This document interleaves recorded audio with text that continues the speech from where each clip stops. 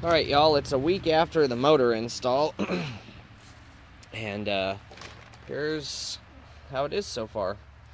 My apologies, we didn't get the video of us installing the motor in, but frankly, I don't think anybody would want to see it. It was pretty bad. I was very angry during the install. Nobody's ever seen me that bad, so. But it is in. The only issues we have right now, besides none of the bolts are bolted down, is that this cross member right here, you can see where it was further forward with the 7.3. Can't really see it on this end, but you can see it better on this end. So it's squared up, obviously, because the same two bolts are in over here, but it has to be drilled because there's 4 on each side. So so that's one issue. The bus is a freaking mess inside, but the doghouse is in. Let's put some light on so you guys can see. It's just there's a couple little things that need to be addressed, like, you know, it's not going up against the wall here for some reason, probably because of insulation and crap. Yeah, so that's got to be fixed, but you know, we'll get that fixed. That it probably needs some foam or something behind it. All the wood pieces that go underneath it need to be glued together. Gas pedal needs to be bolted in. The floor piece needs to be bolted down. There's a lot of shit to do in here. Brake pedal has to be changed out. That's why the DT has the slant brake pedal, which is right here. So, but it is in. The gas pedal uses those 2 bolts right there below that red wire. There's one right there, and then there's one further in that you can't really see right now. It's in the lower corner, but it's there. So those have to come out. The brake pedal has to come off. The valve does not have to come off. The valve is fine. So I have to cut the hole in the floor for the shifter, but I have to get the transmission mounted first to figure out where the shifter goes.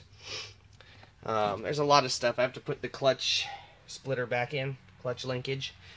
It's a huge mess out here. Need to put the fuel filter on because we do want to start the motor before we put anything in. So here's the fuel handle. I need to take the glow plug button out right there and run the fuel cable through, and I need to see if I can take the cable, the existing cable, off of the engine and change it out. But it's so deep in here right now with all this mess, so I may just leave the cable that's on it right now and put the hose clamp back on, because I mean, it worked fine. Yeah, that's it. Climb up here. This is the cable right here. This is why it didn't work when I bought the donor bus, because this came apart. So when you push the cable back through, this would move. So, and I need to adapt the wiring harness to the DT wiring harness. So that'll get done. I mean, the entire DT wiring harness is intact. This is the old oil pressure line, because for some reason the 90s models, and I still don't understand why, but the 90s models had a mechanical oil pressure gauge, which is really bizarre, because the S-Series oil pressure gauge is electronic. But that's the hookup right there for the oil pressure gauge. So there's the 2 air brake gauge lines. So I'm gonna put this on eBay very soon. But yeah, so it is in. It is a mess. So I was able to keep my rear Vandalock solenoid intact. I didn't think I would be able to, but I was. So that's really cool. It does hit the doghouse, but that's okay. It does work. I repainted the doghouse with some of the satin black that I used up here on the dash years ago to make it look pretty. So it's coming together.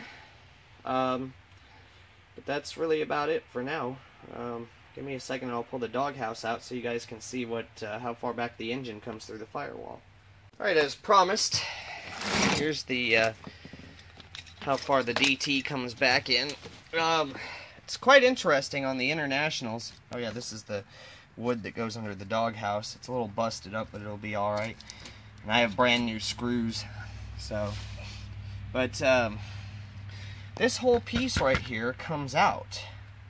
The other one, I don't know where I set it. It's not outside. It must be in here somewhere. Oh, it's right here. Oh wait, no, that's just the tranny cover. It's somewhere around here. It may be in the other bus over there. But the other one had the hole that came out, you know, right here for the transmission cover. So, but it's kind of cool because that all comes apart. I kept the old oil pressure sender from the 7.3. It threads in because I know it'll work with that gauge.